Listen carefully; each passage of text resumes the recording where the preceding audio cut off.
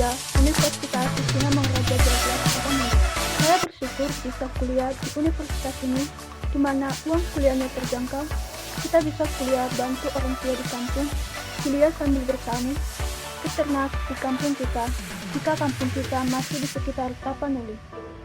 Jadi, jangan takut ya, semua Tuhan sediakan, asal kita selalu berusaha, kerja keras, dan berdoa.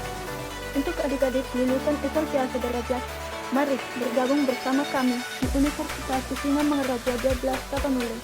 Jangan ragu dan gengsi untuk kuliah di swasta, karena yang menentukan kita sukses adalah diri kita sendiri, bukan orang-orang di luar sana. Seperti kata mengatakan, jika kamu pada dasarnya berlian, dimanapun kamu ditempatkan, kamu tetap berlian. Ini Tado Dihita, Horas, Horas, Horas. Video kali ini, saya akan menjelaskan arti dari sebuah startup. Selamat menonton ya!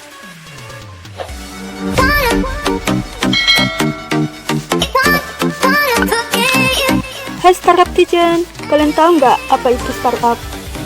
Nah, seiring dengan perkembangan teknologi yang semakin maju, dunia digital pun saling tumpang tindih dengan kehidupan sehari-hari. Tak heran bila kini banyak bermunculan usaha rintisan atau yang sering disebut dengan istilah startup. Umumnya jenis usaha startup ini terbentuk oleh pendiri usaha yang kerap dikenal sebagai digipreneur.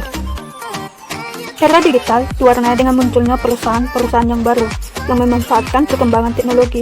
Perusahaan-perusahaan itu umumnya disebut dengan perusahaan rintisan atau startup. Jadi, startup itu adalah perusahaan yang baru berdiri atau masih dalam tahap merintis yang umumnya bergerak di bidang teknologi atau informasi di dunia maya atau internet. Bagaimana sih timbulnya sebuah startup? Sejarah awal berdirinya startup yang berkaitan dengan inovasi teknologi terjadi pada akhir tahun 90-an hingga awal tahun 2000-an. Saat itu terjadi fenomena yang bernama bubble.com. Pada akhir 90-an, internet mulai banyak digunakan di berbagai belahan dunia, terutama di negara yang maju. Karena hal itulah, perusahaan yang sudah ada beramai-ramai membuat situs web milik mereka sendiri. Rata-rata situs web yang dibuat saat itu menggunakan domain.com. Karena semakin banyak website perusahaan yang berdomain.com, maka fenomena ini disebut dengan bubble.com. Sejak terjadinya fenomena bubble.com tersebut, mulai banyak bermunculan bisnis baru yang bergerak di bidang teknologi. Bisnis atau usaha baru tersebut kemudian diberi istilah startup. Tidak semua perusahaan yang baru berdiri atau sedang merintis disebut sebagai startup. Terdapat beberapa kriteria yang harus dipenuhi oleh sebuah perusahaan hingga bisa disebut sebagai startup. Kriteria atau karakteristik dari startup itu yang pertama, usia perusahaan kurang dari 3 tahun, artinya masih dalam tahap awal suatu perusahaan digital. Yang kedua, jumlah pegawai kurang dari 20 orang, yang pada awalnya tentu startup hanya memiliki segelintir orang saja di balik berdirinya perusahaan tersebut. Yang ketiga, umumnya bergerak dalam bidang teknologi. Penggunaan aplikasi merupakan salah satu contohnya untuk mengembangkan sebuah bisnis dalam perusahaan tersebut. Yang keempat, masih dalam tahap perkembangan dan mempunyai inovasi dan keunikan inovasi, dan menjadi dasar penting dalam mendirikan startup. Perusahaan harus bisa berinovasi dengan membuat ciri khas tersendiri yang unik dan membedakannya dari perusahaan lain. Yang kelima, biasanya beroperasi melalui website atau media sosial. Yang keenam, pendapatan kurang dari 100.000 US dollar per tahun. Belum banyak keuntungan diperoleh karena masih dibutuhkan biaya untuk pengembangan startup tersebut.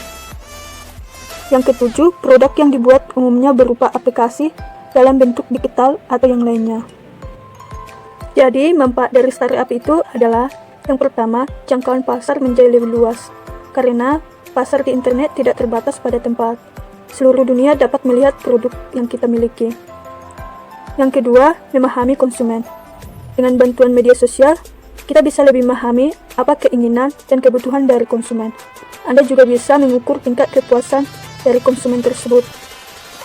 Yang ketiga, komunitas penggemar Anda. Anda juga bisa membangun komunitas penggemar atau konsumen. Dengan adanya komunitas ini, pangsa pasar akan semakin luas dan Anda bisa menjadikan mereka sebagai agen. Yang keempat, belajar banyak. Dengan membangun sebuah bisnis startup, Anda juga dituntut untuk belajar banyak hal, supaya bisnis yang kita kembangkan berjalan dengan baik. Yang keenam, memberi manfaat bagi orang lain. Dengan produk yang Anda miliki, setidaknya Anda memberikan manfaat kepada orang lain untuk memecahkan masalahnya. Dan yang terakhir adalah lingkungan kerja yang inovatif.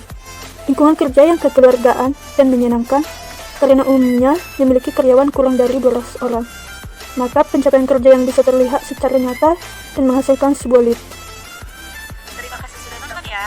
Jangan lupa like, comment, share, dan subscribe. Semoga bermanfaat. Dan nantikan video-video berikutnya ya.